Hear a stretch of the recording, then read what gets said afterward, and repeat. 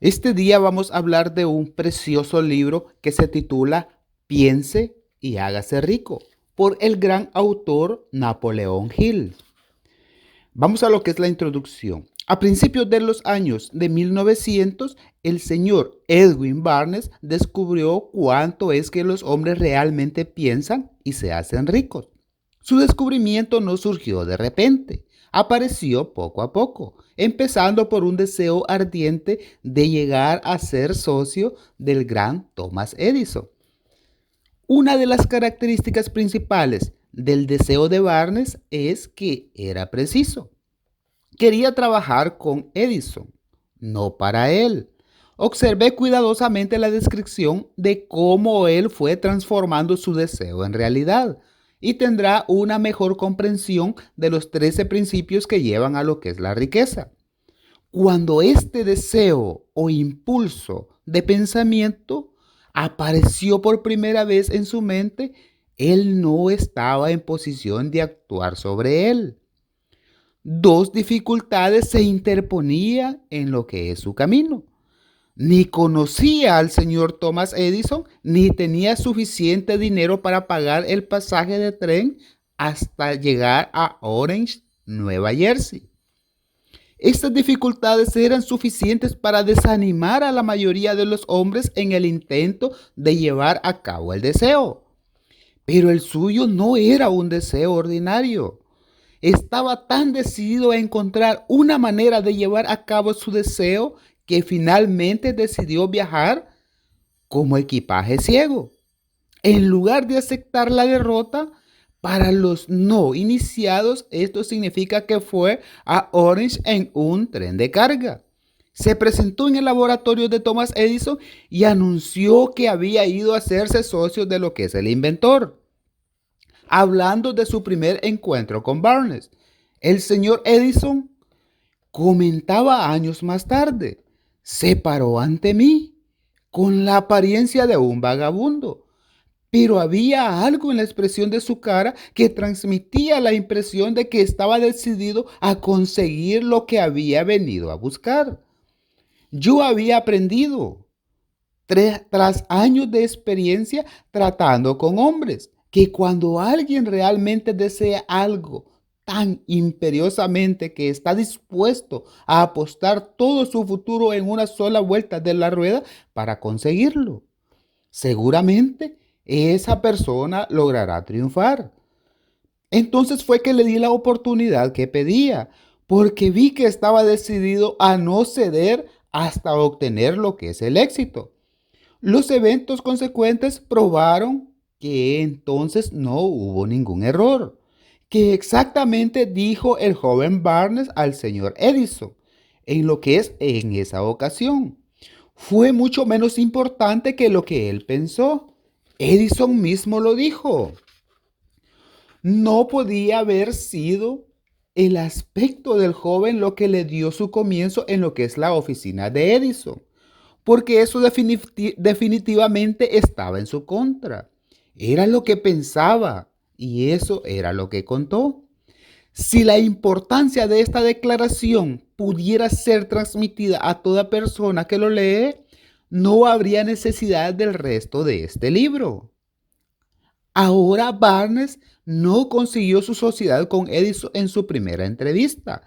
Lo que obtuvo fue la oportunidad de trabajar en las oficinas de Edison por un salario nominal, haciendo trabajos que no eran importantes para Edison, pero que eran de la mayor importancia para Barnes. Y lo era porque le dieron la oportunidad de mostrar su mercadería de manera que su futuro socio pudiese verla. Pasaron los meses. En apariencia, nada había sucedido para cumplir la ansiada meta que estaba en su mente de Barnes como su propósito principal y ya muy bien definido. Pero algo importante estaba sucediendo en esa mente. Su deseo de convertirse en el socio de negocios de Edison se intensificaba constantemente. Los psicólogos han afirmado correctamente que cuando uno está realmente preparado para algo, esto aparece. Barnes estaba listo para una asociación de negocios con Edison. Más aún, estaba decidido a seguir listo hasta obtener lo que él buscaba. Él no se decía, bueno, ¿para qué seguir? Supongo que cambiaré de idea y probaré un trabajo de vendedor. En vez de eso se decía, he venido aquí a asociarme con Edison y cumpliré este propósito aunque me lleve el resto de la vida. Y era lo que él creía. ¿Qué historia tan diferente contarían los hombres si tan solo adoptaran un propósito definido y mantuvieran ese propósito hasta que tuviesen tiempo de convertirse en una obsesión arrolladora? Quizás el joven Barnes no lo supiera en aquel entonces, pero su determinación de bulldog y de persistencia para mantenerse firme en lo que es un único deseo estaba destinado a acabar con toda oposición y a traer a él lo que es la oportunidad que buscaba. Cuando la oportunidad llegó, apareció con una forma diferente y desde una dirección distinta de la que Barnes había esperado. Esta es una de las trampas de lo que es la oportunidad. Tiene el malicioso hábito de aparecer por la puerta de atrás y a menudo viene disfrazado en forma de infortunio o de derrota temporal. Tal vez por eso tantos fracasan en reconocer lo que es una oportunidad.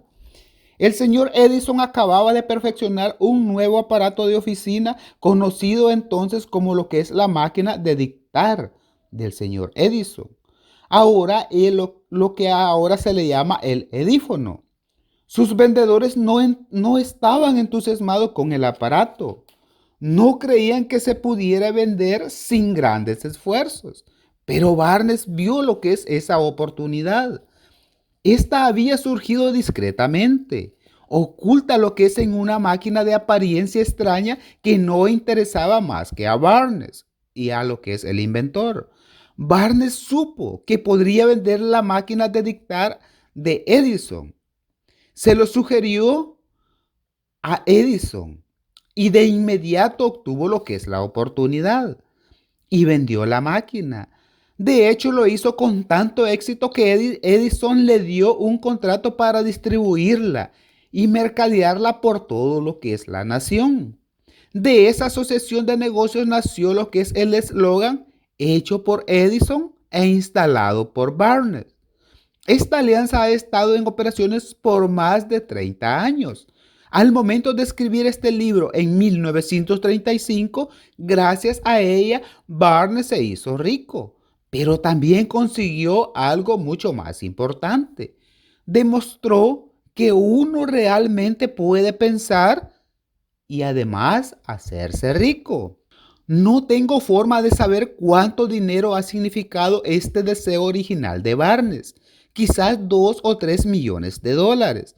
Pero el monto cualquiera que sea se torna insignificantes cuando se la compara con lo que es el activo aún mayor que adquirió en forma de conocimiento definitivo y que impulsó de forma intangible lo que es el pensamiento, en el cual puede transformarse en su contraparte física mediante lo que es la aplicación de principios conocidos. Barnes literalmente se pensó en asociarse con el gran Edison. Se pensó dueño de una fortuna. No tenía nada con qué empezar, excepto la capacidad de saber lo que deseaba y además su determinación de mantenerse firme en su deseo hasta lograr realizarlo. No tenía dinero para empezar. Tenía solo poca educación. No tenía influencias, pero tenía mucha iniciativa y además tenía fe y la voluntad de ganar.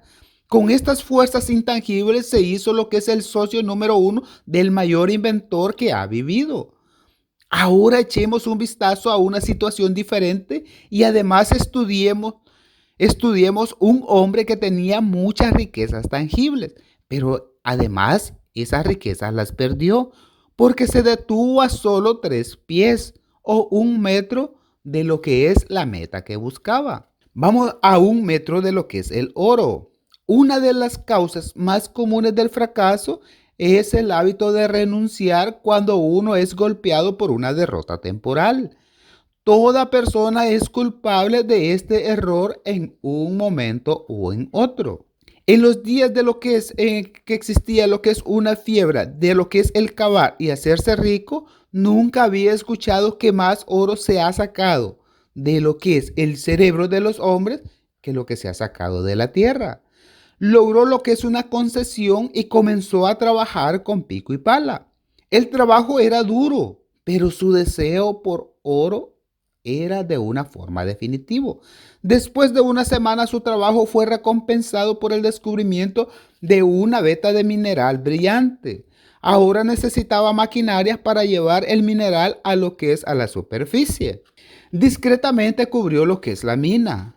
Volvió sobre sus pasos al hogar en Wilburgens de Maryland y habló a sus parientes y algunos vecinos de su golpe de suerte. Entre todos reunieron el dinero necesario para lo que es la maquinaria y la enviaron. Darby y su tío volvieron a trabajar en la veta. Extrajeron el primer carro de mineral y lo enviaron a un fundidor. Las utilidades demostraron que poseían una de las minas más ricas de Colorado. Con unos pocos carros más de mineral pagarían todas las deudas. Entonces llegarían las grandes ganancias. Cuando bajaron los taladros, subieron las esperanzas de Darby y de su tío. Pero entonces algo sucedió. La vena de mineral de oro, por arte de magia, desapareció. Había llegado al final del arco iris y la olla de oro ya no estaba ahí. Y aunque siguieron perforando en un desesperado intento para volver a encontrar la veta, no tuvieron éxito. Finalmente decidieron renunciar. Vendieron la maquinaria a un chatarrero por unos pocos cientos de dólares y tomaron el tren de vuelta hacia casa. Algunos chatarreros pueden ser un poco tontos, pero este no. Llamó a un ingeniero de minas para que mirara la mina e hicieron lo que son algunos cálculos. El ingeniero le informó que el proyecto había fracasado porque los dueños no estaban familiarizados con las vetas falsas. Sus cálculos indicaban que la veta reaparecería a 1 metro de donde los Darbys habían dejado de perforar. Allí fue precisamente donde fue encontrada. El chatarrero extrajo millones de dólares en mineral de oro aquella mina porque sabía lo suficiente como para buscar el asesoramiento de un experto antes de darse por vencido. La mayor parte del dinero que se había invertido en maquinarias la había conseguido a través de los esfuerzos de Darby, quien entonces era un hombre muy joven. El dinero había salido de sus parientes y de sus vecinos, que tenían fe en él. Al final les pagó de vuelta hasta el último dólar, aunque tardó años en hacerlo. Mucho tiempo después, Darby se resarció sobradamente de su pérdida, cuando descubrió que el deseo puede ser transmutado en oro. Y eso le ocurrió luego de ingresar en el negocio de vender lo que son seguros de vida, recordando que había perdido una inmensa fortuna por haberse detenido a 1 metro del oro. Darby se benefició de esa experiencia en lo que es su trabajo elegido, con el sencillo método de decirse a sí mismo: me detuve a 1 metro del oro, pero nunca me detendré porque alguien me diga que no. Cuando yo les pida que me compren lo que es un seguro, yo ya estaré acostumbrado cuando me digan que no. Darby es uno de menos de 50 hombres que venden más de $1 millón anuales en seguro. Él se debe a lo que es su tenacidad y a la lección que había aprendido de su renunciedad al haber renunciado en el negocio de lo que es la minería de oro.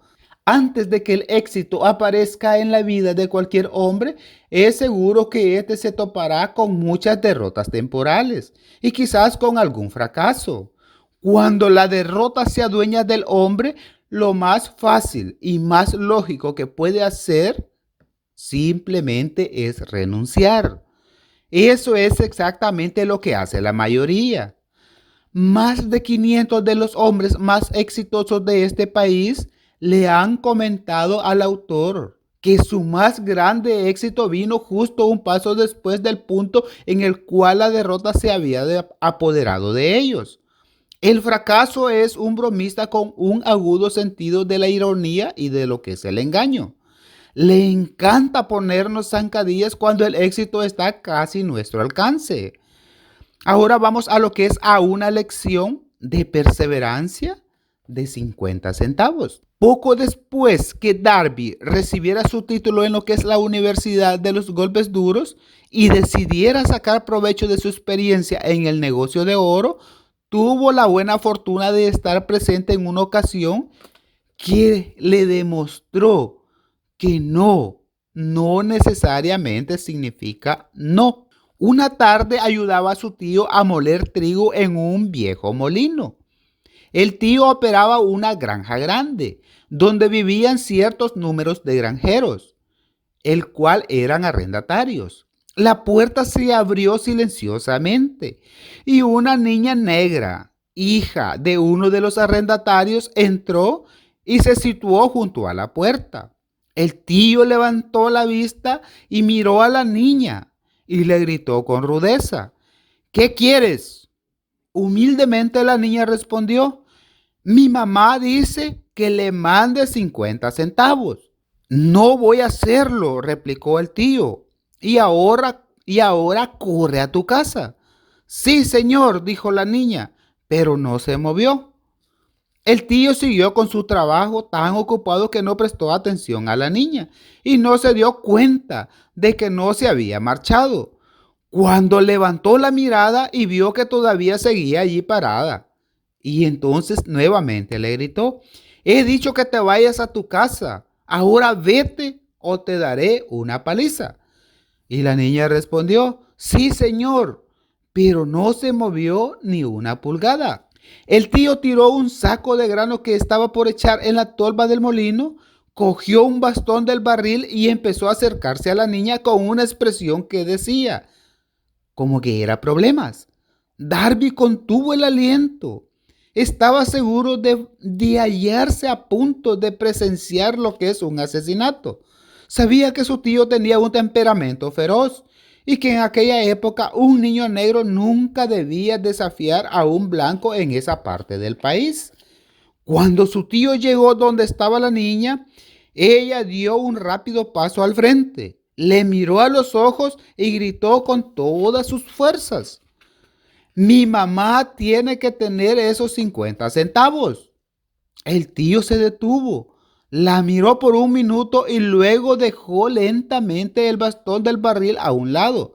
Se metió la mano en el bolsillo, sacó $0.50 y se lo dio. La niña tomó el dinero y caminó hacia la puerta, sin quitar nunca los ojos del hombre al que acababa de conquistar.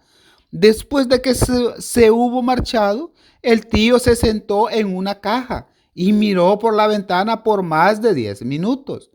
Estaba reflexionando, estaba muy sorprendido sobre la paliza que acaba de recibir. Darby también pensaba. Esa era la primera vez que en toda su experiencia que había visto a una criatura de color dominar a un adulto blanco. ¿Cómo lo había hecho? ¿Qué le había ocurrido a su tío para que perdiera su ferocidad y se volviera tan dócil como un cordero? Qué extraño poder había usado esa niña para hacerse ama de la situación. Estas y otras preguntas similares destellaban en la mente de Darby, pero no halló las respuestas hasta años después, cuando me relató lo que es la historia. Extrañamente, la historia de esa inusual experiencia la escuchó el autor en el viejo molino, el mismo sitio donde el tío recibió su paliza. Y extrañamente también yo había dedicado casi un cuarto de siglo a estudiar lo que es el poder que permitió a una niña analfabeta conquistar a aquel hombre, mientras estaba en aquel viejo molino polvoriento.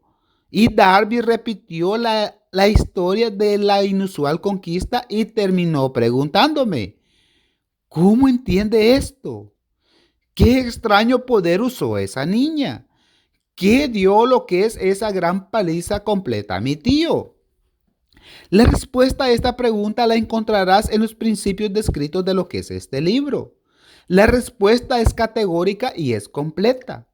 Contiene lo que son detalles e instrucciones suficientes para permitir a cualquiera en comprender y aplicar la misma fuerza que la niña encontró de forma accidental. Mantenga su mente alerta y observará el extraño poder que acudió en rescate de lo que es esa niña. Tendrá un vistazo de ese poder en el próximo capítulo. En algunas partes del libro encontrarás una idea que acelerará sus poderes receptivos y pondrá a sus órdenes para sus beneficios. Ese mismo poder será muy irresistible. La conciencia de este poder puede venir a usted en el primer capítulo o puede destellar en su mente en algún capítulo posterior. Puede venir en forma de una única idea o bien puede venir en la naturaleza de lo que es un plan o de un propósito. Una vez más, puede hacer que usted retrocede a su pasado, a sus experiencias pasadas o sus fracasos o derrotas pasadas y traiga lo que es a la superficie alguna lección por la cual puede recuperar todo lo que perdió a través de esas derrotas. Después que descubrí al señor Darby, el poder que la niña había empleado, quizás sin saberlo, él repasó enseguida sus 30 años de experiencia en la venta de seguros de vida y estuvo francamente de acuerdo en que su éxito en ese campo se debía y no en pequeños grados, sino que a través de la lección que había aprendido de lo que es la niña. Y Darby señaló, cada vez que un prospecto trataba de deshacerse de mí sin comprarme, yo veía a la niña parada en el viejo molino, con sus ojos desafiantes y me decía a mí mismo, tengo que hacer esta venta. La mayor porción de las ventas que he hecho fueron hechas luego de que la gente me dijera que no por muchas veces. También recordó su error al haberse detenido a 1 metro del oro. Pero esa experiencia, dijo, fue una bendición encubierta. Me enseñó a seguir adelante sin importar qué tan difícil se pusiese lo que es el camino. Fue una lección que necesitaba aprender antes de poder tener éxito en otras cosas. Esta historia del señor Darby y de su tío, de la niña y de la mina de oro, sin duda serán leídas por centenares de hombres que se ganan la vida vendiendo seguros de vida. Y el autor desea sugerir que Darby debe a esas dos experiencias su capacidad para vender más de $1 millón anuales en seguros de vida. La vida es extraña y a menudo es imponderable. Tanto los éxitos como los fracasos tienen sus raíces en experiencias muy simples.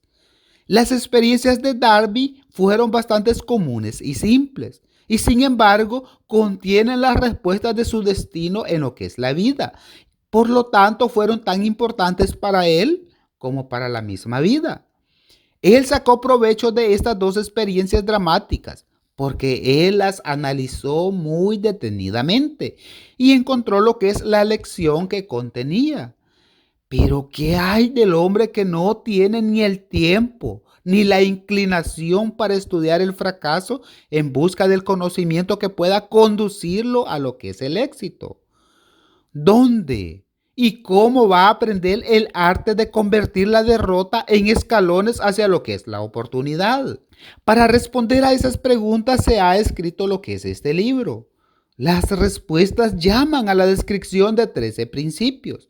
Pero recuerde, a medida que va usted leyendo, que la respuesta que quizás usted está buscando a las preguntas que le han hecho reflexionar en la extrañeza de la vida, puede encontrarla en su propia mente, a través de alguna idea, algún plan o algún propósito que tal vez surja en su mente durante lo que es la lectura. Una buena idea de esto y todo de lo que usted necesita para alcanzar el tan anhelado éxito. Los principios descritos en este libro contienen los mejores y más prácticos medios y maneras conocidas para crear ideas útiles. Antes de seguir adelante con nuestro intento de describir esos principios, creemos que usted merece escribir esta importante sugerencia. Cuando las riquezas empiezan a aparecer, lo hacen con tanta rapidez y en tanta abundancia que uno se pregunta dónde había estado escondida durante todos esos años de escasez. Esta es una afirmación sorprendente, y más aún si consideramos la creencia popular de que la riqueza viene solo a quienes trabajan mucho y por largo tiempo.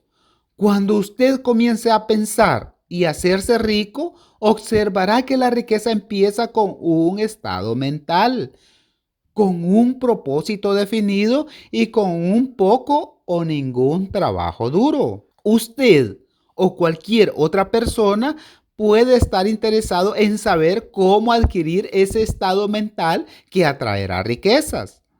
He pasado 25 años investigando, analizando más de 25,000 personas, porque también yo quería saber cómo los ricos se hacen ricos. Si esa investigación, este libro no podría haber sido escrito. Aquí tomé nota de una verdad muy importante. La depresión económica iniciada en 1929 continuó con su récord de destrucción, hasta poco después de que el presidente Roosevelt tomó lo que es el cargo. Entonces la depresión comenzó a desvanecerse en la nada. Así como el electricista en un teatro eleva lo que son las luces tan gradualmente que la oscuridad se transmuta en la luz antes de que uno se dé cuenta. Así también lo que es el hechizo de miedo en las mentes de la gente se desvaneció poco a poco y se convirtió en fe. Observé con mucha atención tan pronto como dominé lo que son los principios de esta filosofía y empecé a seguir las instrucciones para aplicar esos principios y que su nivel económico empezara a mejorar y además a que todo lo que usted toque comenzara a transmutarse en activos para sus beneficios imposibles.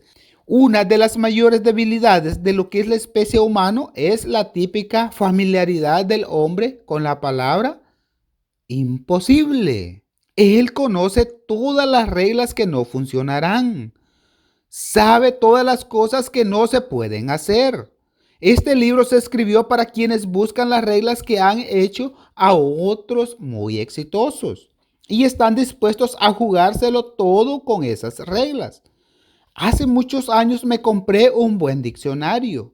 Lo primero que hice con él fue buscar la palabra imposible y recortarla del libro.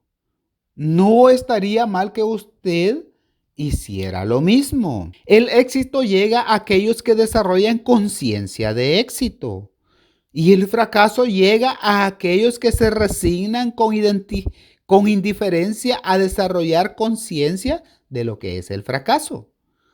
El objeto de este libro es ayudar a todo el que quiera aprender el arte de cambiar sus mentes, de lo que es la conciencia de fracaso a lo que es la conciencia de éxito. Otra debilidad que se encuentra en demasiadas personas es el hábito de medirlo todo y a todos, según sus propias impresiones y creencias. Algunos que leen esto creerán que nadie puede pensar y hacerse rico. No pueden pensar en términos de riqueza, porque sus hábitos de pensamiento se han empantanado en lo que es la pobreza. Porque sus hábitos de pensamiento se han empantanado tan fuertes en lo que es ese fracaso y además en lo que es las derrotas. Estas personas desafortunadas me recuerdan a un proveniente chino que vino a Estados Unidos a recibir una educación americana. Acudía a la Universidad de Chicago. Un día, el presidente Harper se encontró con ese joven oriental en el campus. Se detuvo a charlar con él unos minutos y le preguntó qué le había impresionado como la característica más notable del pueblo estadounidense. Bueno, replicó el estudiante, la extraña forma de sus ojos. Sus ojos están hacia afuera. ¿Qué decimos nosotros de los chinos? Nos negamos a creer a lo que nosotros entendemos. Pensamos totalmente que nuestras limitaciones son las medidas correctas de lo que son las limitaciones.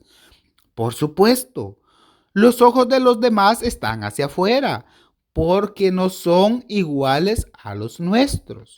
Ahora vamos a ver lo que es el motor imposible de Ford.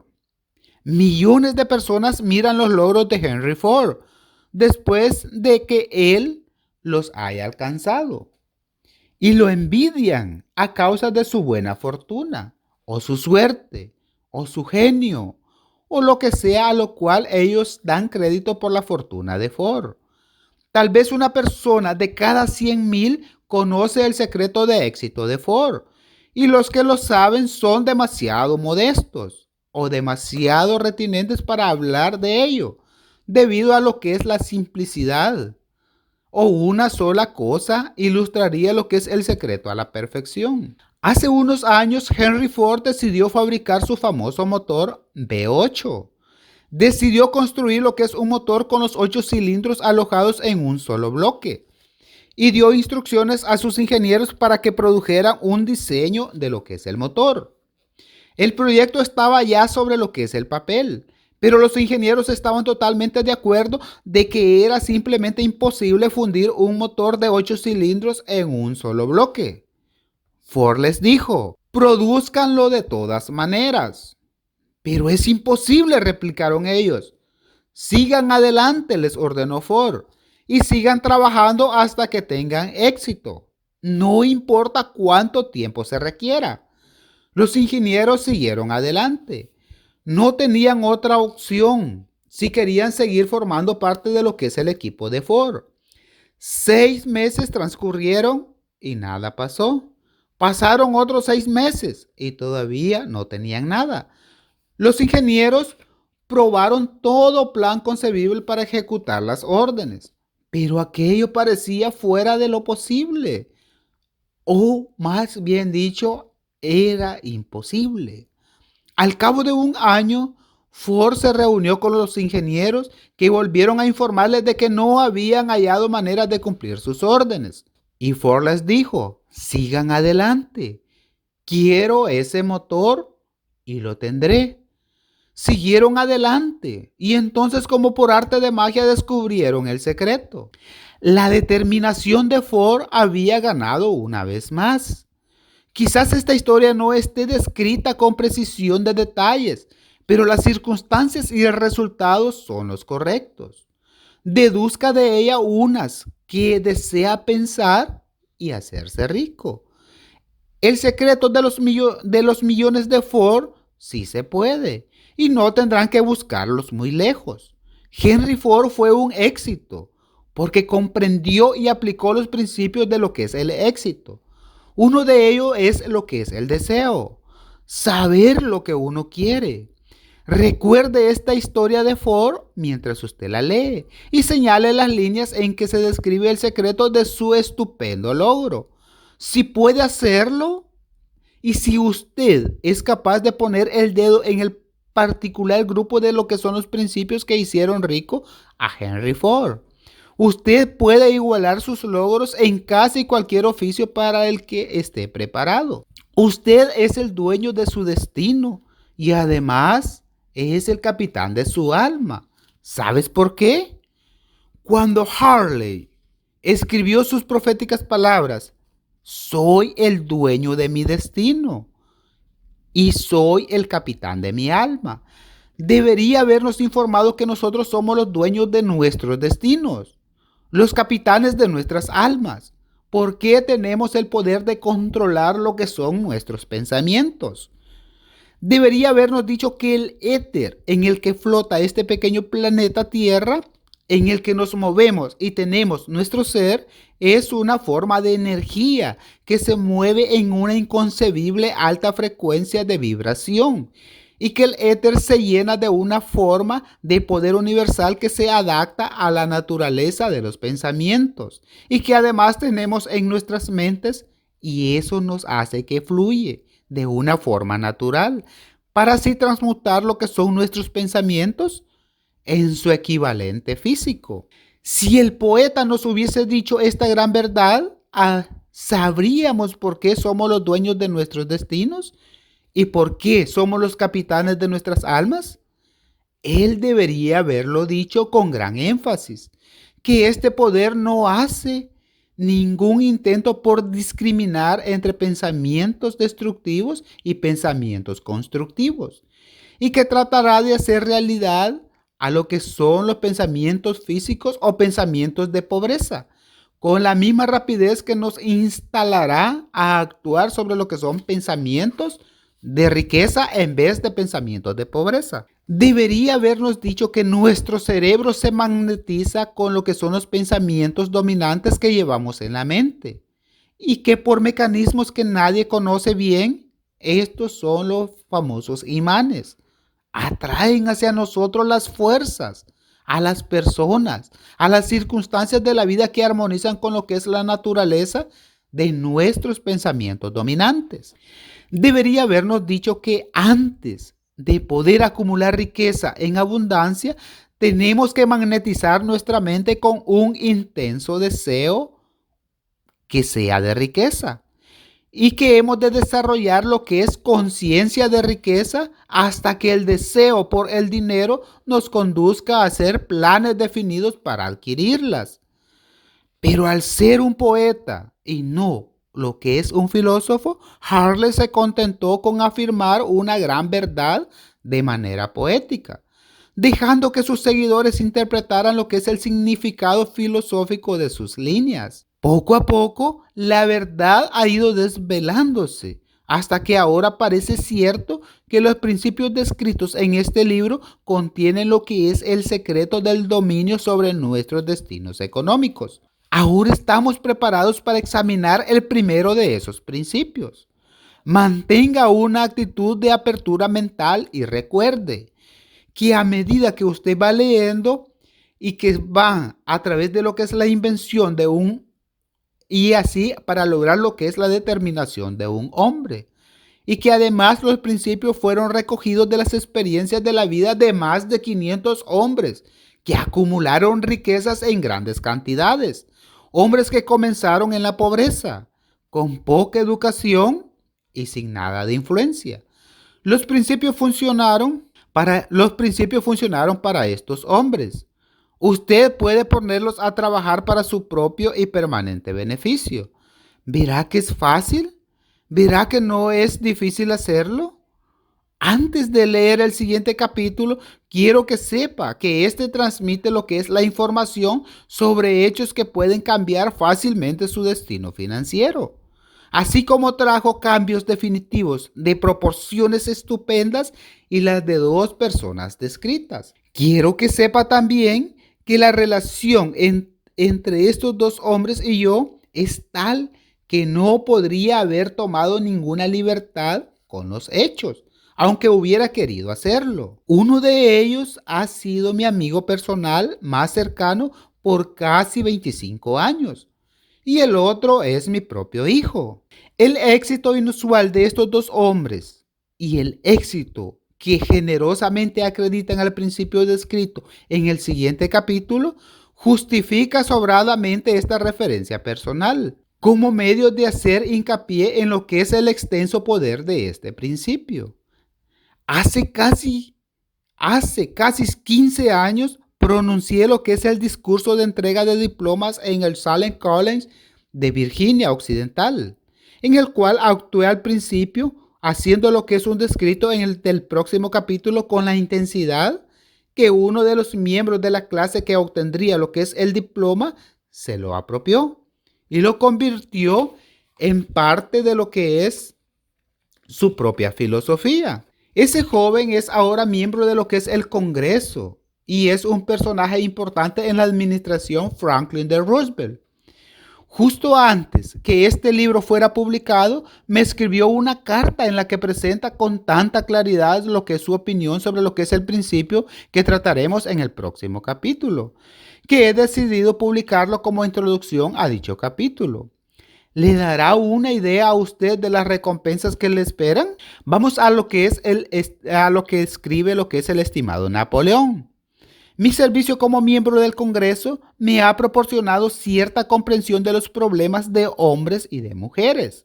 Le escribo para ofrecerle una sugerencia que puede ser útil a millares de personas de valía. Con disculpas, debo decir que la sugerencia, si es atendida, supondrá varios años de trabajo y responsabilidades para usted. Pero estoy decidido a hacer la sugerencia, porque sé que su gran amor por dar lo que es un servicio útil a la sociedad, ya que en 1922 usted pronunció lo que es un discurso en la entrega de diplomas en el Salem College. Yo era parte de los graduados. En aquel discurso usted plantó en mi mente una idea a la que debo lo que es la oportunidad que ahora tengo de servir a la gente de mi estado, y que será responsable en gran medida de cualquier éxito que yo pueda alcanzar en el futuro. La sugerencia que tengo en mente es que usted ponga en un libro la suma y la sustancia del discurso que dio en el Salem College, para que es de esa manera dar al pueblo de Estados Unidos lo que es la oportunidad de aprovechar sus muchos años de experiencia y de asociación con lo que son los hombres, que por su grandeza han hecho de Estados Unidos la nación más rica del mundo. Recuerdo como si hubiese sido ayer lo que es la maravillosa descripción que usted hizo del método por el que Henry Ford, con muy pocos estudios y sin $1, sin amigos influyentes, se elevó a tan grandes alturas.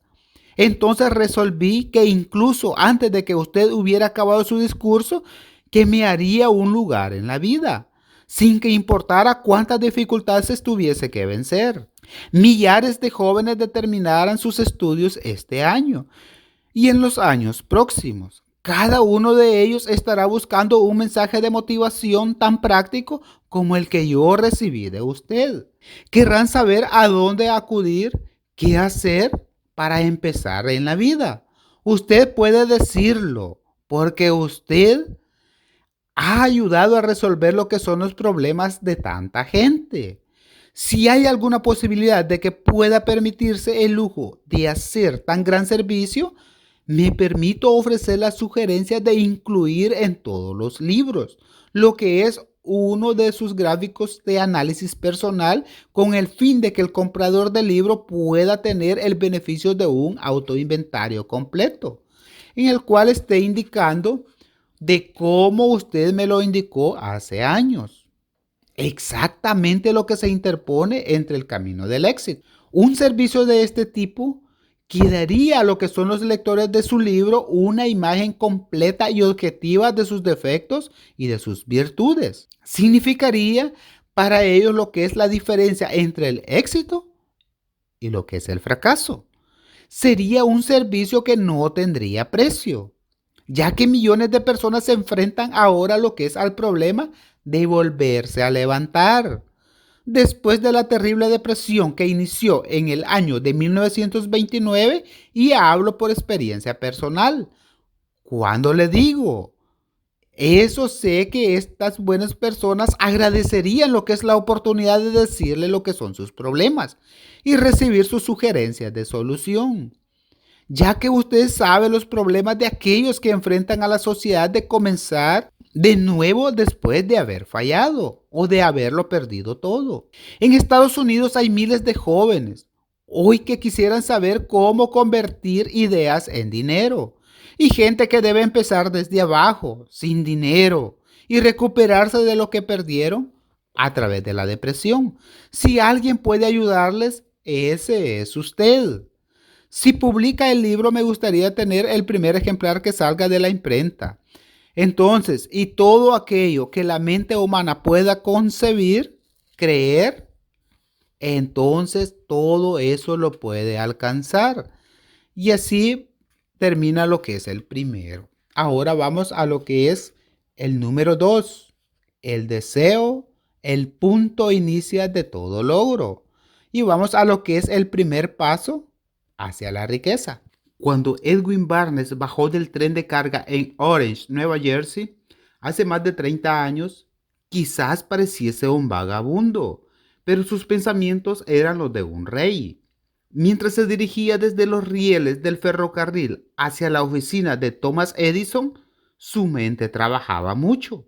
Se veía a sí mismo de pie en presencia de Edison. Se oía pidiéndole a Edison lo que es la oportunidad de llevar a cabo la única obsesión que consumía su vida. El deseo ardiente de llegar a ser socio en los negocios del gran inventor. El deseo de Barnes no era una esperanza, no eran ganas, era un deseo vehemente, palpitante, que lo trascendía de todo. Era muy definido. El deseo no era nuevo cuando se acercó a Edison. Había sido el deseo tan dominante de Barnes durante mucho tiempo.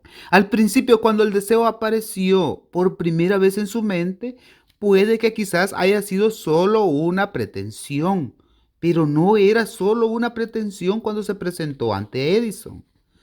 Algunos años después, Edwin Barnes volvió a pararse frente a Edison, en la misma oficina en que se había encontrado por primera vez con el inventor. Pero en esta ocasión su deseo se había convertido en realidad. Ya era socio de Edison, el sueño dominante de su vida, y se había vuelto en realidad. Hoy quienes conocen a Barnes lo envidian por esa oportunidad que la vida le dio. Lo ven en los días de su triunfo, sin tomarse lo que es la molestia de investigar la causa de su éxito.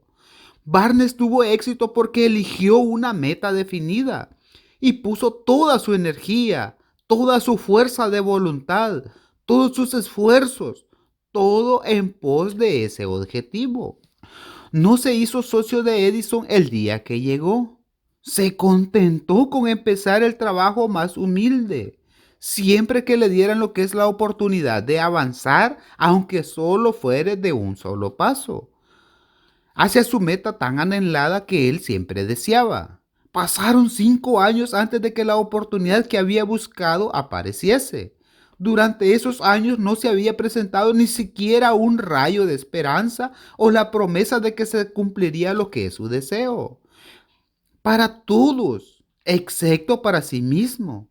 Él no parecía más que otra parte no más de lo que es el engranaje de los negocios de Edison. Pero en su mente, él fue el socio de Edison cada minuto de ese tiempo, desde el primer día en que empezó a trabajar ahí.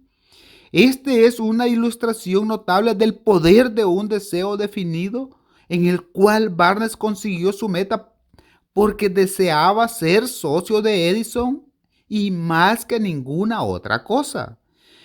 Creó un plan con el que alcanzar su propósito, pero quemó todos sus puentes tras de sí.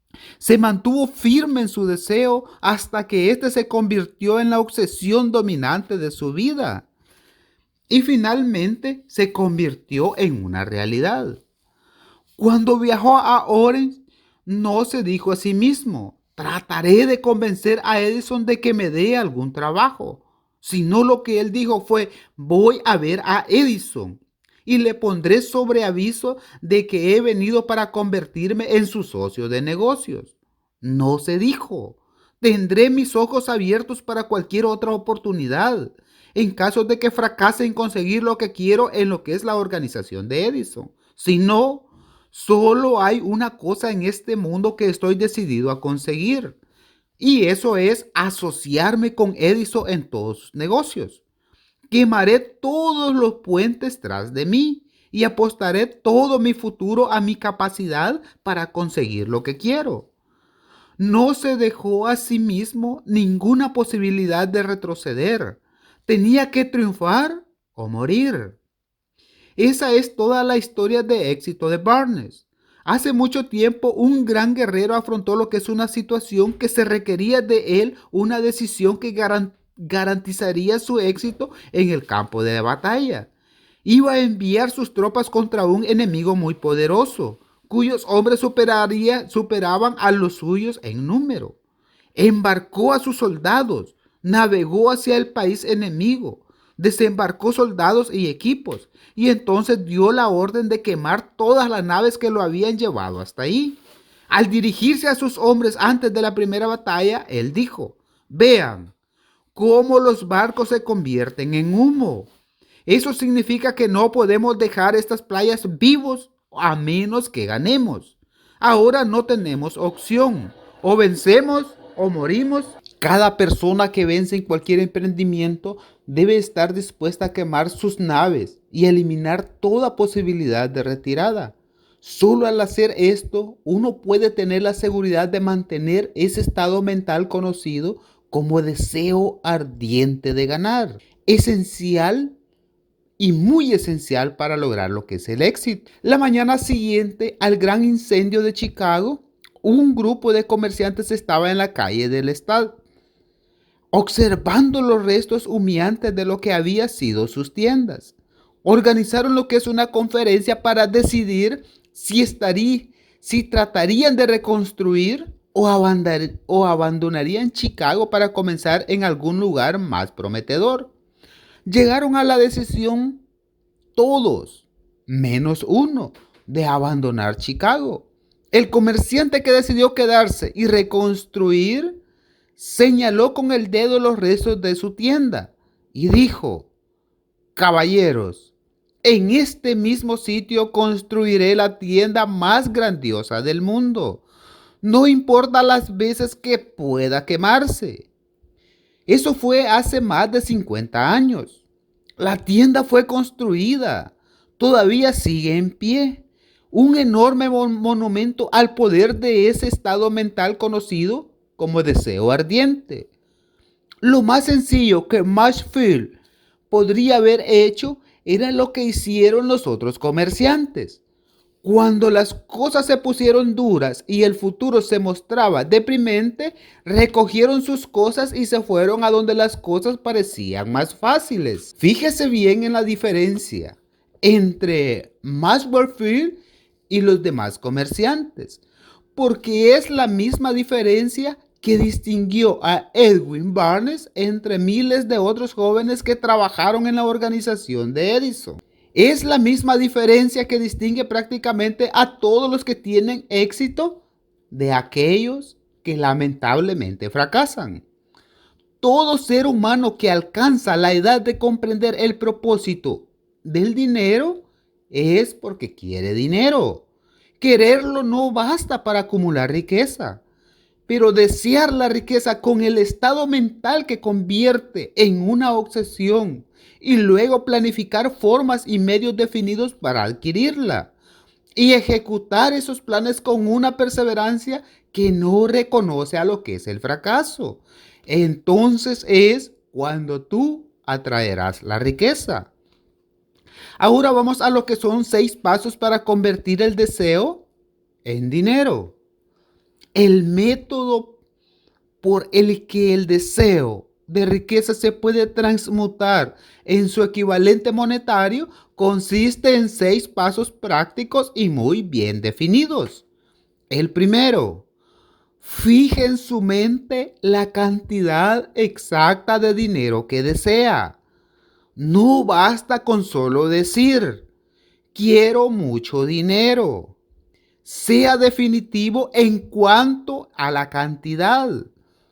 Hay una razón psicológica para esta precisión que describiremos en un capítulo próximo. Vamos al segundo paso. Determine con exactitud lo que se propone dar a cambio del dinero que desea.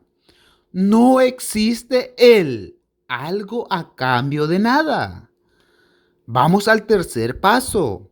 Establezca una fecha determinada en la que se propone poseer el dinero que desea. Cuarto paso, cree un plan definido para ejecutar su deseo y empiece de inmediato, sin importar si está preparado o no, o poner el plan en acción. Quinto paso, escriba un enunciado claro y conciso de la cantidad de dinero que se propone conseguir. Mencione el tiempo límite para su adquisición. Diga lo que se propone dar a cambio del dinero y describa claramente el plan mediante el que se propone acumular el dinero. Vamos al sexto paso. Lea su declaración en voz alta. Hágalo 2 veces al día. Y una vez antes de acostarse y la otra al levantarse en la mañana. Mientras lea, véase, siéntese y créase ya en posición del dinero. Es importante que siga las instrucciones descritas en estos 6 pasos. Es especialmente importante que observe y siga las instrucciones de lo que es el sexto paso. Tal vez se queje de que le resulta imposible verse en posesión de lo que es el dinero antes de tenerlo realmente. Pero aquí es donde el deseo ardiente acudirá en su ayuda. Si usted realmente desea el dinero con tanta vehemencia que su deseo se convierte en una obsesión, no tendrá de ninguna dificultad en convencerse de que lo adquirirá. El objetivo es querer el dinero y llegar a esta tan determinada y además poseerlo, que es lo que usted le convence a sí mismo de que sí lo obtendrá. Solo aquellos que desarrollan conciencia de lo que es el dinero llegan a acumular grandes riquezas. Conciencia del dinero significa que la mente se ha saturado tan completamente con lo que es el deseo del dinero, que uno se puede ver a sí mismo ya poseyendo lo que es el dinero. Para el no iniciado, quien no se ha educado en los principios de cómo trabaja la mente humana, quizás estas instrucciones parezcan poco prácticas.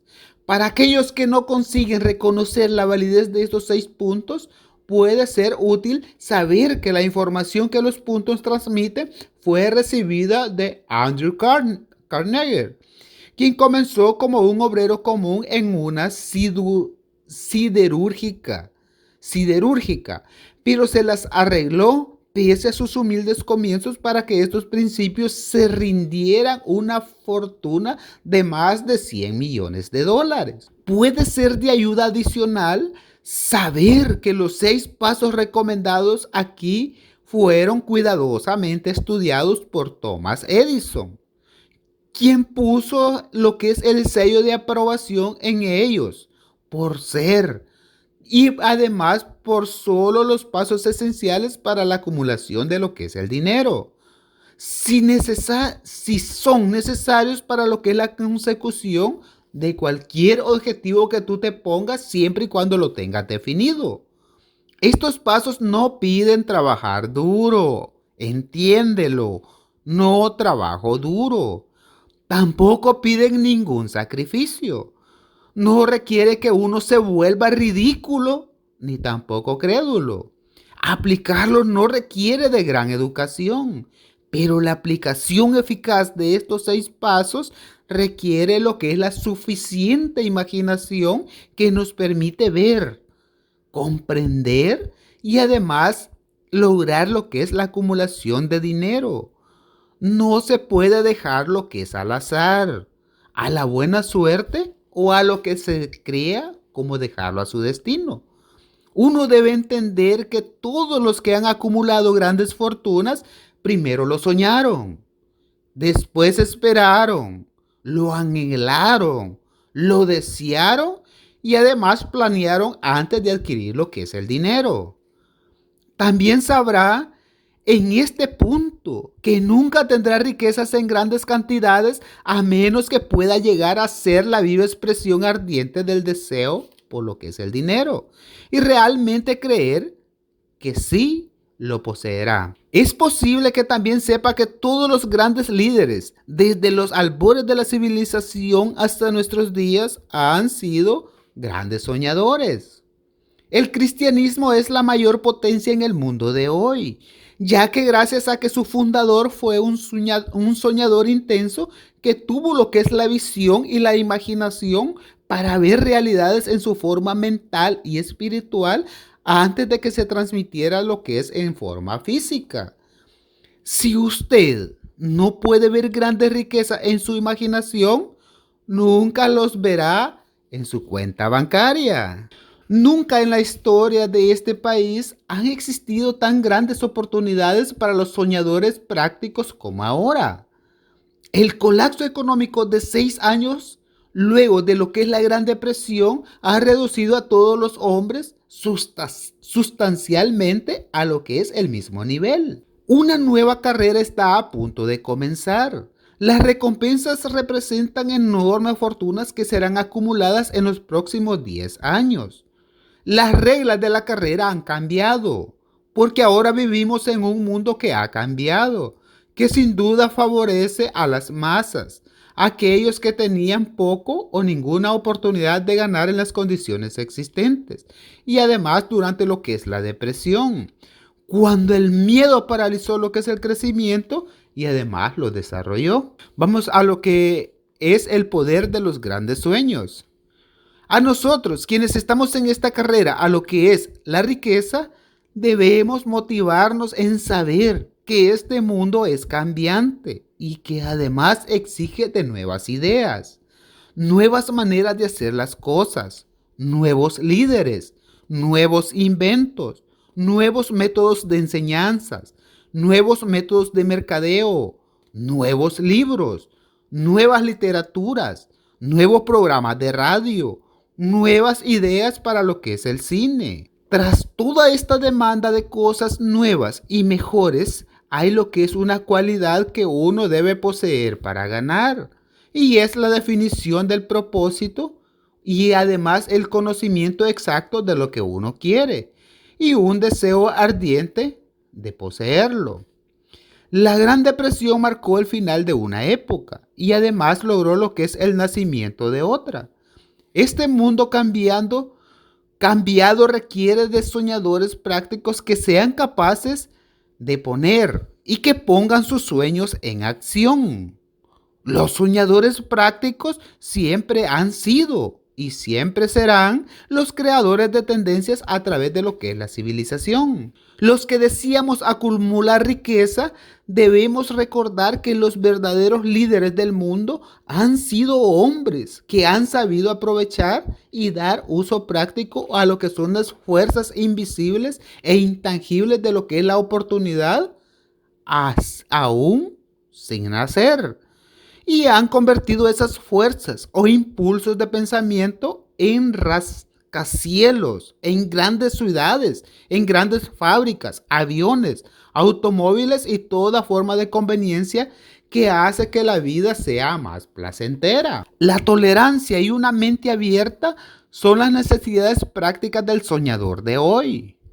Aquellos que tienen miedo de las nuevas ideas están condenados al fracaso desde antes de empezar. Nunca ha habido lo que es un momento más favorable para lo que son los pioneros, que es y será lo que es el presente. Y es cierto, no hay ningún salvaje oeste para ser conquistado, como en los días de lo que son las caravanas. Pero hay un vasto mundo de negocios financieros e industriales listos para ser remodelados y redirigidos hacia nuevas y mejores formas. Al planear la adquisición de su porción de riqueza, no se deje influir por quienes menosprecien sus sueños.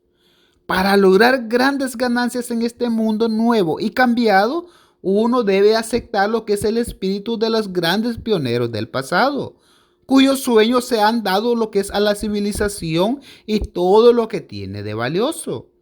El espíritu que sirve como la sangre que da vida a nuestro propio país y a sus oportunidades y además a las mías para alimentar y mercadear lo que son nuestros talentos. No olvidemos que Colón soñaba con un mundo desconocido. Apostó su vida a la existencia de ese mundo y lo descubrió. Copérnico, el gran astrónomo, soñaba con una multiplicidad de mundos y lo reveló. Nadie lo denunció como un impráctico después de que triunfó. Y en cambio el mundo de hoy lo venera, demostrando una vez más que el éxito no requiere disculpas y el fracaso no acepta lo que es las coartadas. Si lo que usted quiere hacer es correcto y usted cree en ello, adelante, hágalo. Ponga sus sueños a trabajar y no haga caso de lo que los demás puedan decir si usted enfrenta algún fracaso temporal. Quizás ellos no saben que cada fracaso lleva consigo lo que es la semilla de un éxito que será el equivalente de su éxito y de su triunfo. Henry Ford, pobre y sin educación, soñó con un carruaje sin caballos. Se puso a trabajar con todas las herramientas que poseía, sin esperar a que la oportunidad lo desfavoreciera. Y ahora las evidencias de su sueño están por todo lo que es el planeta. Ha puesto más ruedas a rodar que cualquier otro hombre que haya vivido en este mundo, porque no tenía miedo de creer en sus sueños. Thomas Edison soñó con una lámpara que funcionara con lo que es electricidad. Empezó a poner sus sueños en acción y a pesar de sus más de 10,000 fracasos, se mantuvo firme en su sueño hasta que lo convirtió en una realidad física. Los soñadores prácticos no renuncian ni abandonan a sus sueños. Belán soñó con una cadena de tiendas de cigarros. Transformó su sueño en acción y ahora las cigarrerías Stuart ocupan las mejores esquinas de las ciudades estadounidenses. Lincoln soñó con libertad para los esclavos. Puso sus sueños en acción y apenas se perdió de la oportunidad de ver un norte y un sur unidos, haciendo su sueño en una realidad. Los hermanos Wayne soñaron con una máquina que surcara lo que es el aire. Ahora podemos ver en todo el mundo que sus sueños eran correctos. Marconi soñaba con un sistema para dominar las intangibles fuerzas del éter. Y las pruebas de que no soñaba en vano podemos encontrarlas en cada aparato sin cables y de radios que existen en todo el mundo. El sueño de Marconi logró poner lado a lado desde la más humilde cabaña a la más majestuosa casa señorial. Hizo a la gente de todas las naciones, los hizo vecinos de al lado. Dio al presidente de Estados Unidos un medio por el cual él puede hablar al mismo tiempo con toda la gente del país.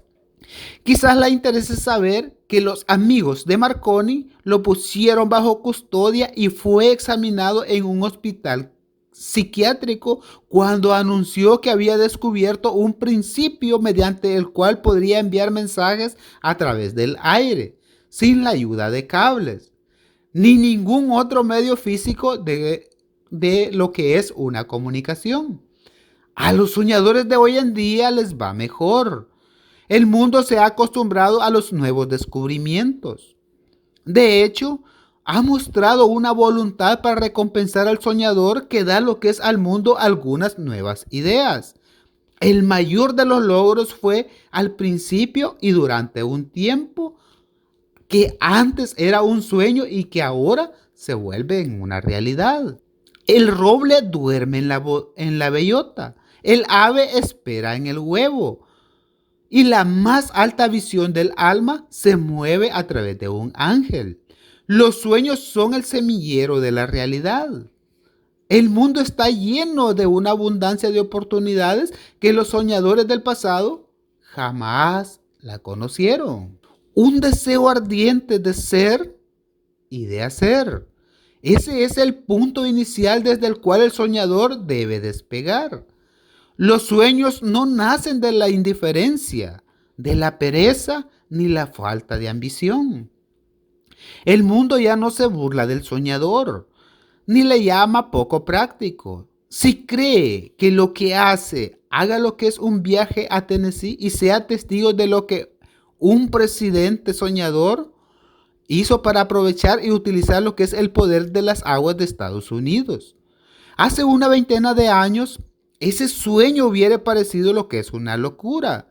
El autor se refiere a la Gran Represa, iniciada en 1935 y terminada en 1938 como parte de los estímulos luego de lo que sucedió de la Gran Depresión. Usted quizás ha sufrido depresiones y posiblemente sufrió fracasos y derrotas durante la Gran Depresión. Quizás ha sentido cómo ese gran corazón dentro suyo fue aplastado hasta sangrar. Tome fuerzas y valor. Edison, el inventor y científico más grande del mundo, era un telegrafista, vagabundo, que fracasó innumerables veces antes de ser llevado a finalmente descubrir el genio que dormía dentro de su cerebro.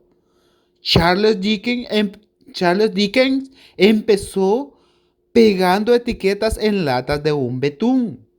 La tragedia de su primer amor penetró las profundidades de su alma para convertirlo en uno de los autores verdaderamente grandiosos de este mundo. Esa tragedia produjo primero David Copperfield y luego una sucesión de obras que hicieron de este mundo mejor y más rico para todos aquellos que leen lo que son sus libros. Las decepciones amorosas generalmente tienen el efecto de conducir a los hombres a lo que es la bebida y a las mujeres a los convierten a la ruina.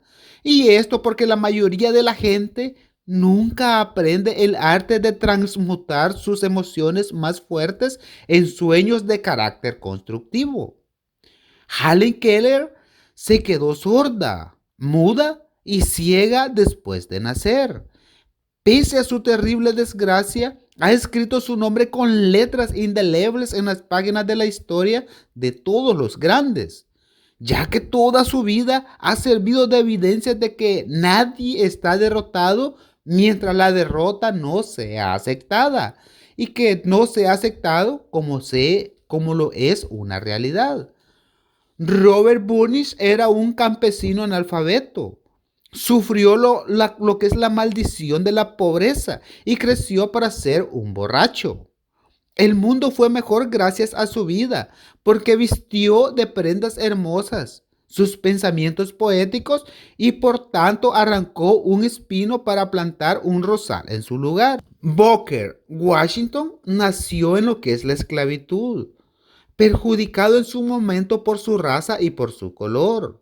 Pero como era tolerante y tuvo lo que es una mente abierta en todo momento sobre todos los temas y además era un soñador, dejó su huella para el bien y de todo lo que es una raza. Y además, así como Beethoven, quien era un sordo, y Milton era un ciego, pero sus nombres perdurarán en lo que es el tiempo, porque soñaron y tradujeron sus sueños en pensamientos organizados. Antes de pasar al siguiente capítulo, revivan nuevamente en su mente el fuego de la esperanza, de su fe, de su valentía y de su tolerancia. Si usted posee estos estados mentales y un conocimiento de los principios descritos, todo lo demás que necesita vendrá a usted cuando está listo para ellos. Dejemos que Emerson describa este pensamiento en las siguientes palabras. Cada proverbio, cada libro, cada refrán que exista para ayudarte y para consolarte, sin duda vendrá a casa a través de pasajes rectos y serpeteantes a cada amigo que no sea de tu voluntad o tu fantasía, sino que sea el deseo de tu tierna y grande alma, que te acogerá a través de lo que es un abrazo. Hay una diferencia entre desear algo y estar preparado. Y además estar preparado para recibirlo. Nadie está listo para algo hasta que crea que puede adquirirlo. El estado mental debe ser creer. y no la mera esperanza en anhelo. Tener una mente abierta es esencial para creer. Las mentes cerradas no inspiran fe, ni inspiran valor, ni inspiran convicción. Recuerde, no se requiere más esfuerzo para apuntar alto en la vida, para pedir lo que es en abundancia y en prosperidad, además del que se requiere para aceptar lo que es la miseria y aceptar lo que es la pobreza. Un gran poeta ha expresado acertadamente esta verdad universal en unas pocas líneas, el cual dice de la siguiente manera: negocié con la vida un salario de un penique y la vida no me pagó más. Por mucho que le imploré en la noche cuando contaba mis escasos bienes, porque la vida es solo un empleador que te paga lo que le pides. Pero cuando has fijado tu salario, debes aguantar la faena. Trabajaré por un salario miserable, solo para descubrir perplejos que cualquier salario que hubiere pedido a la vida me lo hubiere pagado gustosamente. El deseo le gana a la madre naturaleza. Como culminación adecuada de este capítulo, quiero presentar a una de las personas más excepcionales que he conocido. Lo vi por primera vez pocos minutos después de que hubiera nacido. Vino a este mundo sin ningún rastro físico de orejas, y el médico admitió, cuando le pedí su opinión sobre lo que es el caso, de que el niño sería sordo mudo toda su vida. Cuestioné la opinión del médico. Estaba en mi derecho. Yo era el padre del niño. Yo también tomé una decisión y emití lo que es mi opinión. Pero expresé esa opinión en silencio, solo y en mi corazón. Decidí que mi hijo oyera y hablara. La naturaleza podía enviarme a un niño sin orejas, pero la naturaleza no podía inducirme a aceptar la realidad de lo que es la aflicción. En mi propia mente sabía que mi hijo podría oír y podría hablar. ¿Pero cómo? Estaba seguro de que debía haber una manera y yo sabía que la encontraría. Pensé en las palabras de la inmortal Emerson. Todas las cosas suceden para enseñarnos la fe. Solo necesitamos simplemente obedecer. Hay una guía para cada uno de nosotros. Y si escuchamos con humildad, oiremos las palabras justas. La palabra justa simplemente es un deseo, mucho más que ninguna otra cosa. Yo deseaba que mi hijo no fuera sordo-mudo. De ese deseo no renegué jamás, ni por solo un segundo. Muchos años antes había escrito: nuestras únicas limitaciones son aquellas que aceptamos en nuestras mentes. Por primera vez me pregunté si esa afirmación era cierta. En la cama delante de mí había un niño recién nacido, sin sus mecanismos naturales de audición. Aunque pudiera oír y hablar, obviamente estaba desfigurado de por vida. Sin duda esta era una limitación que ese niño no había establecido en su propia mente. ¿Pero qué podía hacer? De alguna forma encontraría la manera de trasplantar a la mente de ese niño mi propio deseo ardiente, de dar con maneras y medios de hacer llegar el sonido a su cerebro sin la ayuda de los oídos. Tan pronto como el niño fuese lo bastante mayor para cooperar, le llenaría la cabeza de tal manera de ese deseo ardiente de oír, que la naturaleza le traduciría en una realidad física con sus propios métodos. Todos estos pensamientos pasaron por mi mente, pero no hablé de ello con nadie. Cada día renovaba la promesa que me había hecho a mí mismo, de que mi hijo no sería un sordo mudo. Conforme iba creciendo, empezó a percibir las cosas que lo rodeaban. Notamos que mostraba débiles indicios de que oía. Cuando alcanzó la edad en que los niños suelen empezar a emitir palabras, no hizo intento alguno de hablar. pero de sus actos podíamos deducir que percibía ciertos sonidos levemente. Eso era todo lo que yo quería saber. Estaba convencido de que si podía oír, aunque fuese débilmente, sería capaz de desarrollar una mayor capacidad auditiva. Entonces sucedió algo que me llenó de mucha esperanza. Surgió de algo totalmente que era muy inesperado, ya que un accidente le cambió lo que es su vida. Compramos lo que es un fonógrafo. Cuando el niño oyó la música por primera vez, entró en éxtasis y muy pronto se apropió de lo que es el aparato. Pronto mostró su preferencia por ciertos discos, entre ellos algunos de música. Y en una ocasión estuvo poniendo esa canción una y otra vez durante casi 2 horas, de pie delante del fonógrafo, con sus dientes mordiendo en el borde de lo que es la caja. Se vio lo que es la importancia de ese hábito que adquirió y no se nos hizo patente sino hasta años después, ya que nunca habíamos oído hablar del principio de lo que es la conducción ósea de lo que es el sonido. Poco después de que se apropiase de lo que es el fonógrafo, descubrí que podía oírme con claridad cuando le hablaba con los labios junto a su hueso mostoideo de lo que es la base del cráneo. Estos descubrimientos pusieron en mí el poder de los medios por los cuales empecé a plasmar en lo que es la realidad de mi deseo ardiente, de ayudar a mi hijo a desarrollar su capacidad de escuchar y de hablar. En ese entonces estaba haciendo intentos de decir algunas palabras. El panorama era lejos de ser alentador, pero el deseo era respaldado por la fe. No conoce lo que es la palabra imposible, sino que era mi deseo ardiente el que se estaba cumpliendo.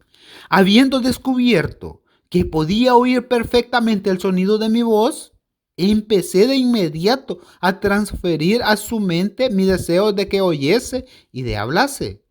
Pronto descubrí que el niño disfrutaba cuando yo le contaba cuentos antes de dormirse, de modo que me puse a trabajar para crear historias que desarrollaran su confianza en sí mismo, su imaginación y un agudo deseo de oír y de ser normal. Había una historia en particular en la que yo enfatizaba dándole un renovado matiz dramático cada vez que se lo contaba. Estaba diseñada para sembrar en su mente el pensamiento de que su aflicción no era una desventaja, sino un activo de gran valor. Pese al hecho de que todas las filosofías que había examinado indicaban que toda adversidad contiene las semillas de una ventaja equivalente. Debo confesar que no tenía ni la menor idea de cómo se podía convertir esa filosofía en cuentos para dormir, esperando que llegara lo que es el momento en que le encontrara en un plan por el cual podría ser que su desventaja física le sirviera para un propósito útil. La razón me decía claramente que no había ninguna compensación adecuada para la falta de orejas y de su aparato de audición natural. Pero el deseo respaldado por lo que es la fe nos empujaron del lado de la razón y me inspiraron a seguir adelante. Al analizar la experiencia retrospectivamente, puedo ver que su fe en mí tuvo mucho que ver con los sorprendentes resultados que se estaban obteniendo. Él no cuestionaba nada que yo le dijera. Le vendí la idea de que tenía una clara ventaja sobre su hermano mayor y que esa ventaja se reflejaría de muchas maneras. Por ejemplo, los maestros en la escuela se darían cuenta que no tenía orejas y por ese motivo le dedicarían una atención especial y lo tratarían con amabilidad extraordinaria. Siempre lo hicieron. Su madre se encargó de ello, visitando lo que son los profesores y acordando con ellos el darle al niño la atención adicional necesaria. También le vendí la idea de que cuando fuese lo bastante mayor para vender periódicos, su hermano mayor era ya vendedor de periódicos. Tendría una gran ventaja sobre su hermano, porque la gente le pagaría más por su mercancía, debido a que verían que era un niño brillante y emprendedor, pese al hecho de carecer de orejas. Pudimos darnos cuenta que poco a poco la audición del niño estaba mejorando. Por otra parte, tenía no la menor tendencia a ser tímido a causa de lo que es su aflicción. Cuando tenía unos 7 años, mostró la primera prueba de que nuestro método de apoyar su mente ya estaba rindiendo frutos. Durante varios meses imploró lo que es el privilegio de vender periódicos, pero su madre no le daba el consentimiento. Su madre temía que su sordera hiciera que fuera peligroso para él andar solo por las calles. Entonces él se ocupó por su cuenta del asunto. Una tarde en que estaba en casa con los sirvientes, trepó por la ventana de la cocina, se deslizó hacia afuera y salió por su cuenta. Le pidió prestados 6 centavos al zapatero de lo que es el barrio, lo convirtió en periódicos, lo vendió, reinvirtió el capital y repitió lo que es la operación hasta lo que es el anochecer. Después de hacer el balance de sus cuentas y de devolverle a sus banqueros los 6 centavos que le había prestado, tenía lo que es una ganancia neta de 42 centavos. Cuando volvimos a casa aquella noche, lo encontramos durmiendo en su cama, apretando lo que es el dinero en un puño. Su madre le abrió la mano, cogió las monedas y se puso a llorar. Me sorprendió. Llorar por la primera victoria de su hijo me pareció fuera de lugar. Mi reacción fue la inversa. Reí de buena gana porque supe que mi empresa de inculcar en la mente de mi hijo lo que es una actitud de fe en sí mismo ya estaba teniendo éxito. Su madre veía en su propia aventura comercial solo a un niño sordo, en que se había escapado a la calle y había arriesgado su vida para ganar dinero. Yo, en cambio, veía a un hombrecito de negocios y muy valiente, ambicioso y lleno de confianza en sí mismo, cuyo valor intrínseco se había incrementado en un 100%. Y al haber entrado lo que es en negocio por iniciativa propia y haber ganado, eso me llenaba de mucho orgullo. La transacción me agradó porque había dado pruebas de una riqueza de recursos que le acompañaría por toda su vida. Acontecimientos posteriores demostraron que esto sí era cierto. Cuando su hermano mayor quería algo, se acostaba en el suelo, pateaba el aire con sus pies, lloraba un poco y obtenía lo que quería. Cuando el niño sordo quería algo, planeaba la manera de ganar el dinero y luego se lo compraba por sí mismo. Todavía sigue siempre con lo que es ese mismo plan. Verdaderamente mi hijo me engañó y además me enseñó que las supuestas ventajas pueden transformarse en los que son los escalones sobre los cuales uno puede subir hacia algún objetivo que es muy valioso. A menos y claro que uno decida aceptarlos como obstáculos y utilizarlos como justificaciones. El pequeño niño sordo asistió a la escuela, asistió al instituto y además asistió a la universidad, sin que fuese capaz de oír a sus maestros, excepto cuando le gritaban fuerte a corta distancia. Nunca asistió a una escuela para sordos. No le permitimos que aprendiese el lenguaje de señas. Habíamos decidido que vivía en una vida normal y que se asociara con niños normales. Y mantuvimos esa decisión, aunque nos costó muchas discusiones acaloradas con funcionarios escolares. Cuando estaba en la secundaria, probó un aparato electrónico para mejorar la audición, pero no dio resultados, debido a que, según creemos, unas condiciones que fueron descubiertas cuando el niño tenía 6 años. Cuando el operar lo que es a un lado de la cabeza del niño, se descubrió que no tenía ese aparato auditivo de ese lado. Durante su última semana en lo que es la universidad, 18 años después de esa operación, sucedió algo que marcó el hito más importante de su vida. En lo que apareció lo que es una mera casualidad, ya que entró en posesión de otro aparato eléctrico para supuestamente para oír mejor, en el cual le enviaron para probarlo.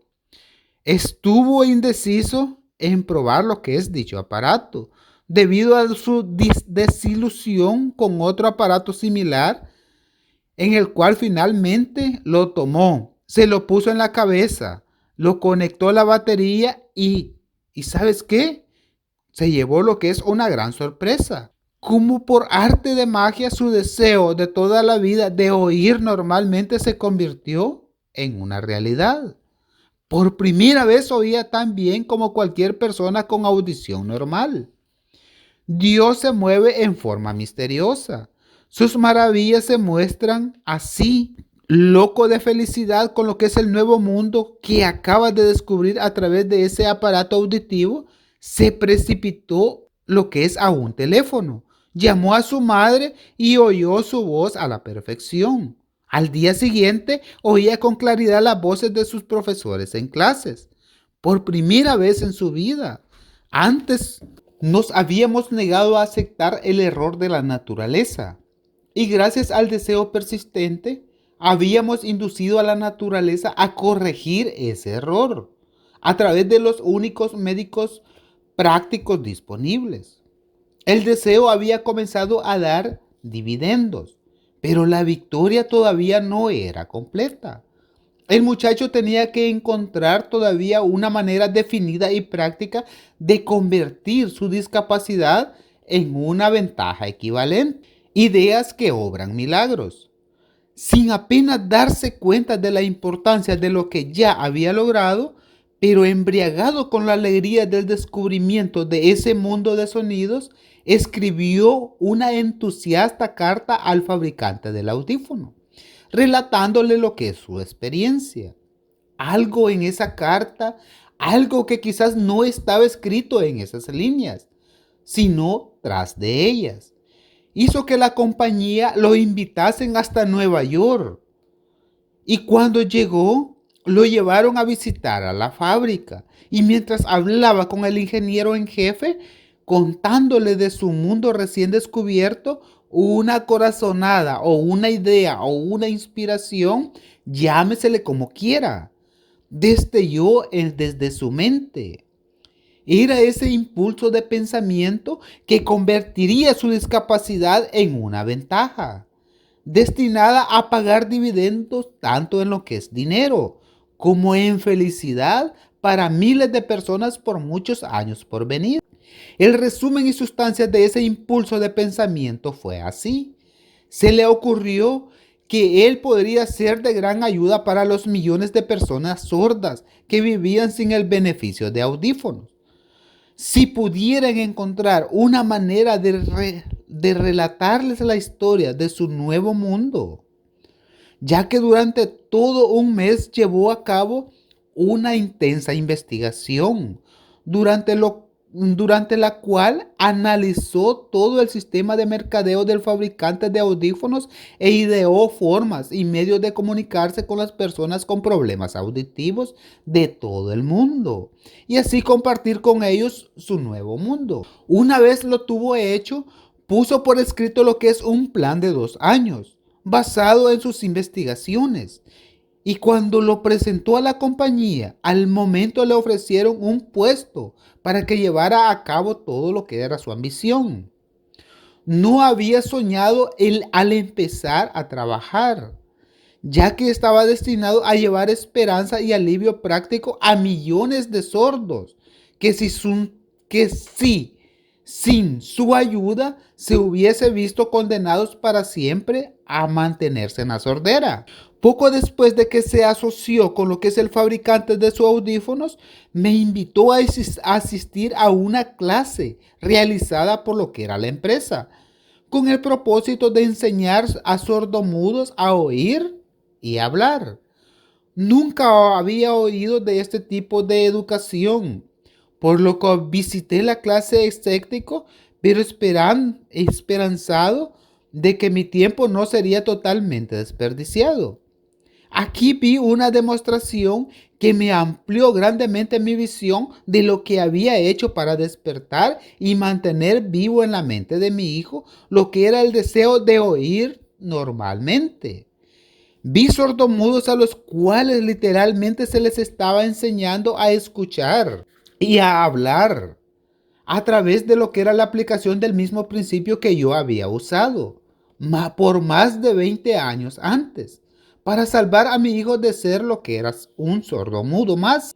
Así, mediante algunos extraños giros de la rueda del destino, mi hijo Blair y yo habíamos sido destinados a ayudar a corregir la sordera para aquellos aún no nacidos, porque somos los únicos seres humanos que yo sepa que han establecido definitivamente el hecho de que la sordera puede ser corregida hasta restaurar a una vida normal para aquellos que sufren con este mal. Se hizo para uno, se hará para todos los demás. No me cabe duda que Blair hubiera sido sordomudo por toda su vida si su madre y yo nos la hubiésemos ingeniado para formar su mente tal como lo hicimos. El médico que asistió a su nacimiento nos dijo confidencialmente que el niño nunca podría escuchar y que nunca podría hablar. Hace unas semanas el doctor Irving Borgers, en un destacamento de especialistas en tales casos, examinó a Blair muy a fondo. Quedó estupefacto cuando vio cómo mi hijo ahora escucha y cómo habla. Y dijo que su examen indicó que en teoría el niño no debería bajo ninguna circunstancia haber sido capaz de oír ni de hablar. Pero el muchacho oye. Pese a la radiografía muestra que no hay ninguna abertura en lo que es el cráneo, en donde debería haber ido lo que son sus orejas. Cuando sembré en su mente el deseo de oír y el de hablar y de vivir como lo que es una persona normal, algunas extrañas influencias hubo en ese impulso que hizo que lo que es la naturaleza tendiese lo que es una especie de puente para salvar el golfo del silencio que separara lo que es su cerebro del mundo exterior. Por algún método que ni siquiera el mejor de los especialistas podía explicar, sería sacrilegio de mi parte tratar de siquiera conjeturar de cómo lo que es la naturaleza se hizo lo que es ese gran milagro. Sería imperdonable si yo dejo de contarle lo que es al mundo acerca de pequeños papeles que juega lo que es esta extraña experiencia. Es mi deber y mi privilegio decir que creo, y no sin razón, de que nada es imposible para la persona que respalda lo que es ese deseo ardiente, ya que es una fe que es muy inquebrantable. En verdad, lo que es un deseo ardiente tiene maneras tortuosas de transformarse en lo que es en un equivalente físico. Blair deseaba lo que era una audición normal y ahora ya la tiene. Nació con una minusvalía que fácilmente hubiera llevado a otro con lo que es un deseo menos definido y lo hubiera llevado lo que es a la calle, con un puñado de lápices en sus manos y una lata vacía en la otra.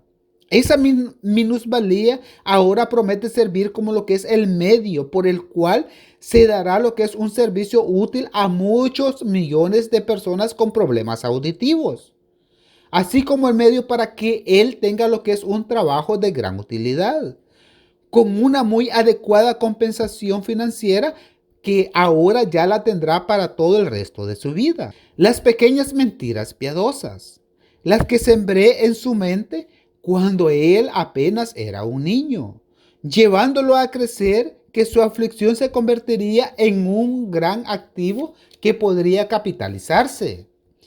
Se justificaron solas y ciertamente no hay nada, sé correcto o incorrecto, que el crecer asumido lo que es a un deseo ardiente y que no pueda hacerse realidad. Estas cualidades son gratis para todos.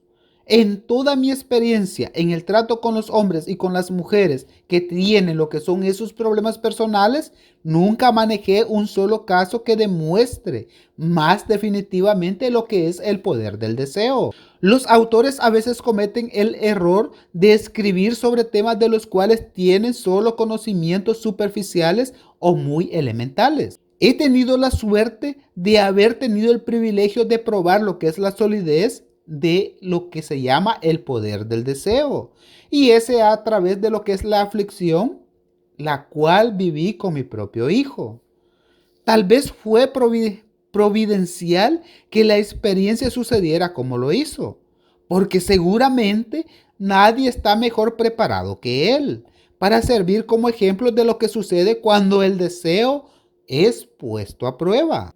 Si hasta la madre naturaleza se dobla ante lo que es la voluntad del deseo, es lógico pensar que simplemente mortales puedan derrotar a lo que es un deseo ardiente, extraño e imponderablemente a lo que es el poder de la mente humana. No entendemos el método por el cual utiliza cada circunstancia, cada persona, cada cosa física a su alcance, como lo que es un medio para transmutar lo que es el deseo de su contraparte física. Tal vez la ciencia descubrirá este secreto algún día. Sembré en la mente de mi hijo el deseo de oír y hablar como una persona normal. Ese deseo ahora es una realidad. Sembré en su mente el deseo de convertir su mayor minusvalía en su mayor activo. Ese deseo se ha hecho una realidad. El modus operandi mediante el cual se logró lo que es este resultado es muy sorprendente. No es difícil de describir, ya que consistió en 3 hechos muy definidos. Primero, mezclé fe con el deseo de una audición normal, el cual pasé a lo que es mi hijo, y el segundo, le comuniqué a él mi deseo en todas las maneras concebibles con un esfuerzo continuo y que sea persistente a través de muchos años. Y el tercero es de que mi hijo me creyó y se cumplió. Usted nunca podría ser cantante. Mientras se completaba este libro, se anunció la muerte de Madame Smash, un breve párrafo en el que despachó de lo que son las noticias de una pista del estupendo éxito de esta mujer como cantante. Cito lo que es el párrafo porque la pista que contiene no es otra que el mismo deseo. Al comienzo de su carrera, al director de la ópera de Viena para que le hicieran una prueba de voz, pero él no la aprobó. Después de echar un vistazo a la desgarrada y pobremente vestida muchacha, exclamó, nada de forma gentil. Con esa cara y sin ninguna personalidad, ¿cómo espera tener éxito en la ópera? Mi buena niña, olvídese de eso. Esa es una mala idea. Cómprese una máquina de coser y póngase a trabajar. Usted nunca podrá ser lo que es una cantante. Nunca es demasiado tiempo. El director de la ópera de Viena sabía mucho sobre la técnica del canto, pero sabía muy poco del poder del deseo. Cuando éste asuma proporciones de obsesión, si hubiera conocido mejor ese poder, no hubiese cometido el error de condenar al genio sin darle lo que es una oportunidad.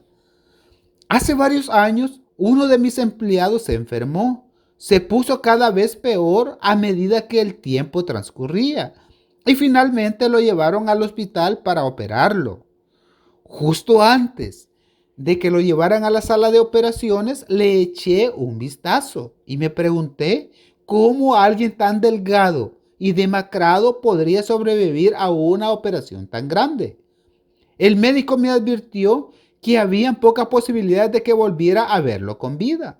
Pero esa era la opinión del médico, no era la opinión del paciente. Poco antes de que se lo llevaran al quirófano, me susurró con voz débil, no se preocupe, jefe, en pocos días habré salido de aquí.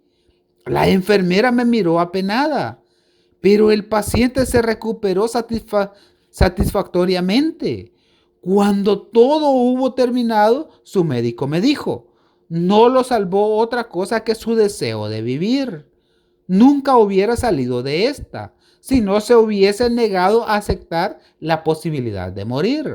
Yo creo en el poder del deseo, el cual es respaldado por la fe, porque he visto cómo ese poder eleva a hombres desde comienzos humildes y posiciones de poder y además de riqueza. Lo he visto robarse de la tumba a sus víctimas.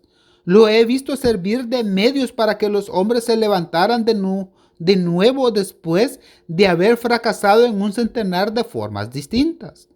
Lo he visto darle a mi propio hijo lo que es una vida normal, feliz y llena de éxito, a pesar de que la naturaleza lo enviase a este mundo sin ninguna oreja. ¿Cómo se puede dominar y usar el poder del deseo? Eso queda explicado en este capítulo y los subsiguientes de este libro. Este mensaje está saliendo al mundo al final de la más larga y quizás la más devastadora depresión que este país jamás ha conocido. Es razonable suponer que el mensaje llegue a muchos de los que han sido heridos por lo que es la depresión, aquellos que han perdido sus fortunas, otros que han perdido sus posiciones y a multitud de personas que deben hacer nuevos planes para volverse a levantar. A ellos quiero transmitirles la idea de que todo se logra sin importar cuál sea su naturaleza o su propósito, y que deben comenzar con un deseo ardiente, que sea intenso por algo y que sea muy definido. Mediante algún extraño y poderoso principio de lo que es la química mental, en el cual la naturaleza no nos ha dejado aún de descubrir.